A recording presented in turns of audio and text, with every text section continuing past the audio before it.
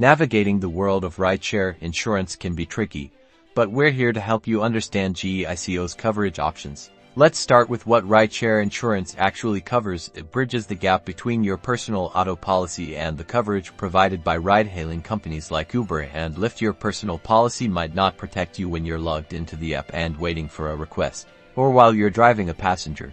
The cost of Geico rideshare coverage in your state isn't fixed. It depends on a few key things: your driving records. The first factor, safer drivers typically net lower rates. The type of car you drive matters too. Older vehicles or accident-prone ones may increase your cost. Coverage level influences your costs. Choosing more complete coverage, with higher payout limits for liability and property damage, comes with a higher premium. Where you reside in your state plays a major role. Rates often change by your location. To find out your specific rate, visit the Geico website's quick quote tool. You'll need your driving record and car details. Otherwise, ring Geico's customer service or connect with a local agent.